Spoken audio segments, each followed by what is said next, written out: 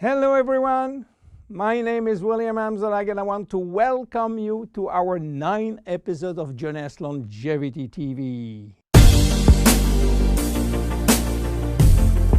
Jeunesse, we are redefining youth.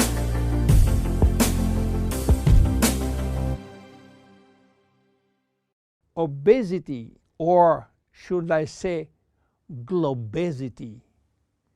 Today, obesity is a worldwide epidemic disease.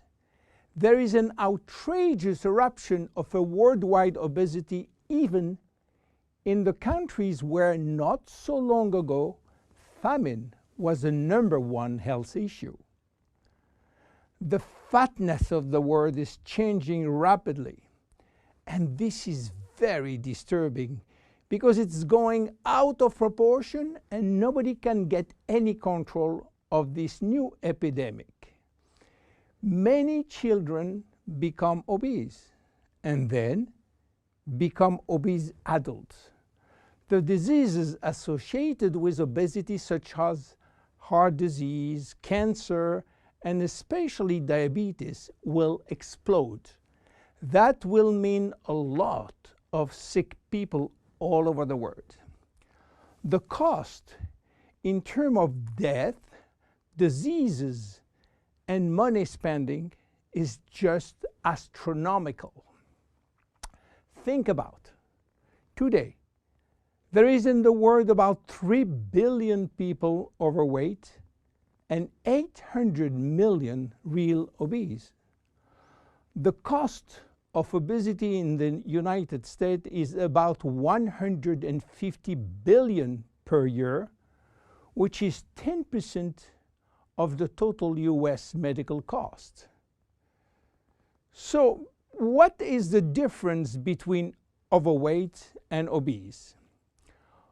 Overweight means that you gain only a few kilos above standard, from 1 to 15 kilos for adults.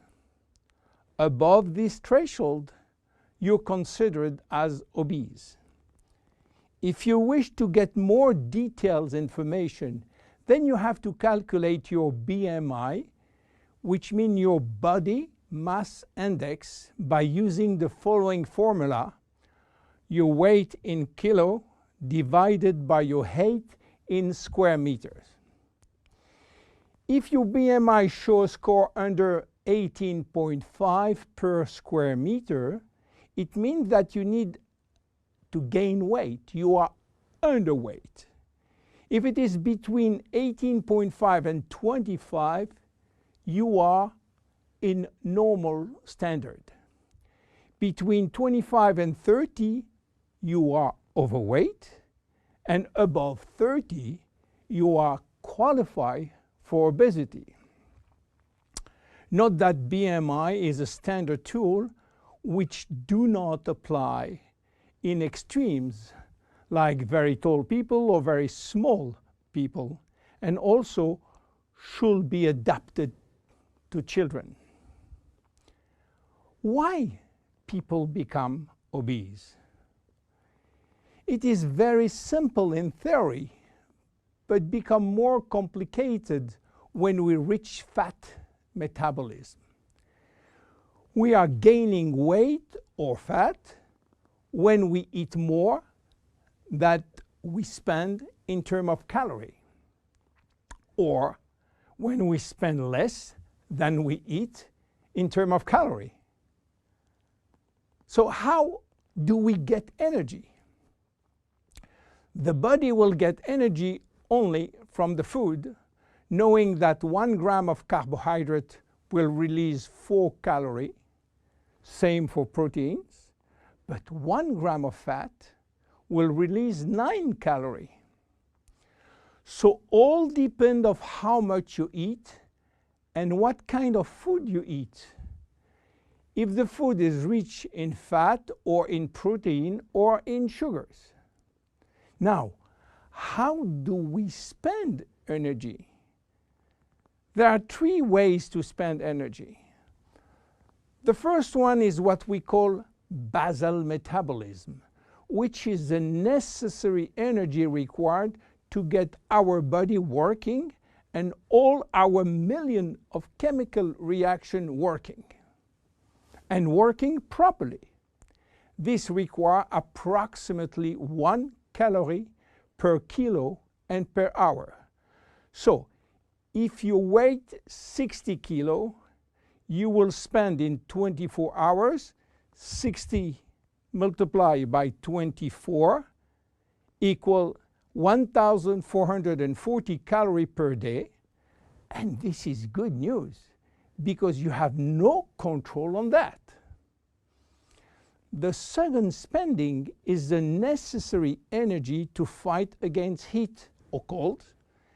And these depend on the environment and the way that you are protected against heat or cold. It is called thermogenesis. And again, you have little control on that. The third one is the energy required to move your body, and that is entirely up to you. This is to say that physical activity is the only controllable way to spend energy.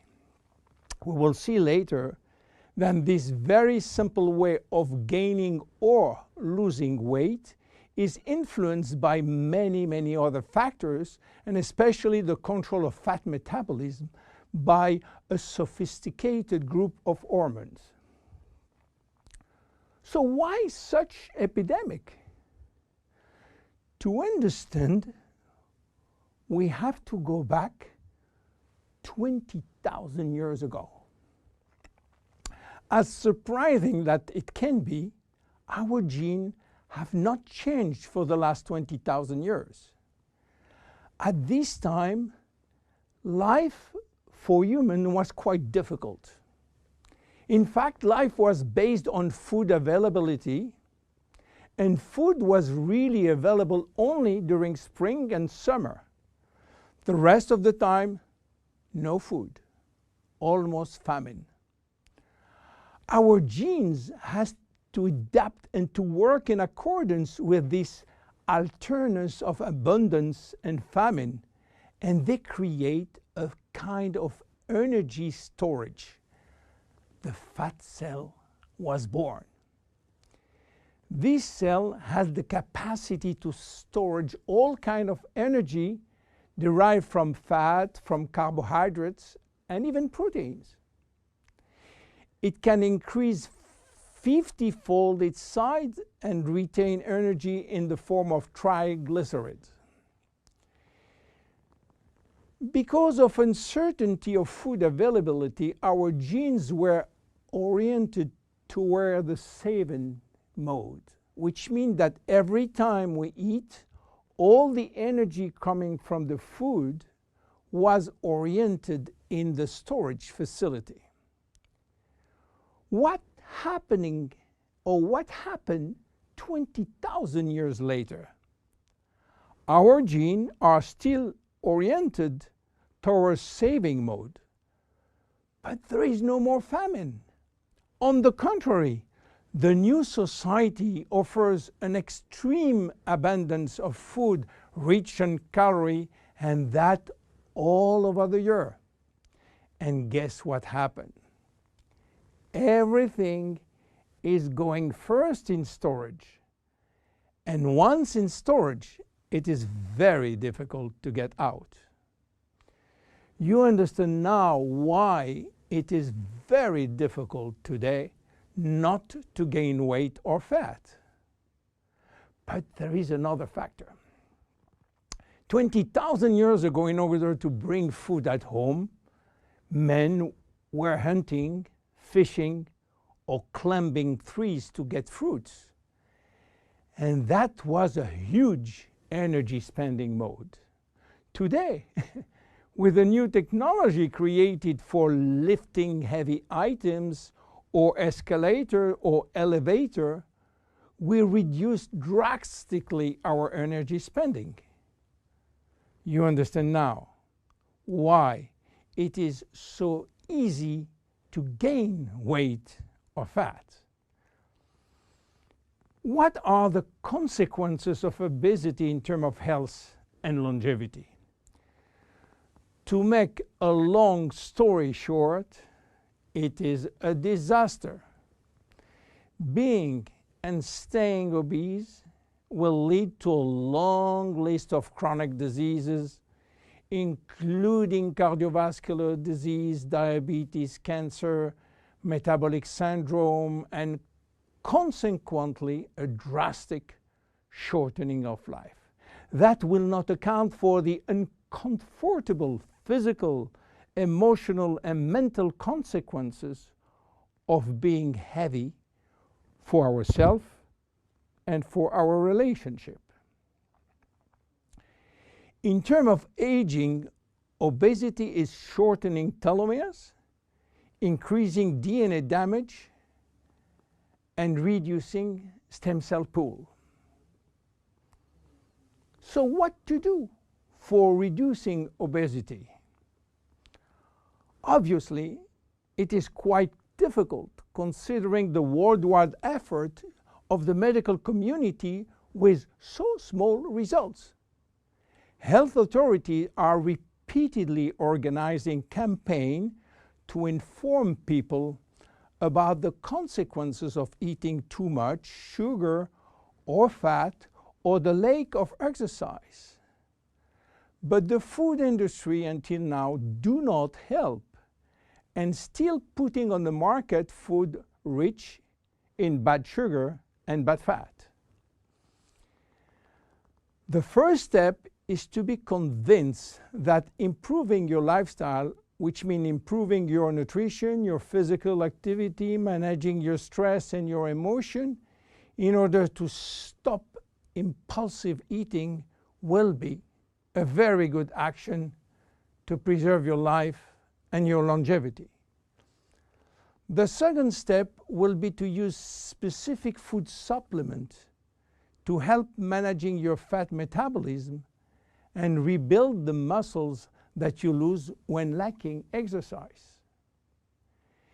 This is why Jeunesse decided to create a new line of product specially designed to counteract craving, to help fat metabolism, and to reduce muscle loss. Be with us in our next episode dedicated to the Zen Body line. My name is William Amzalag, and I will see you on our next episode. Thank you.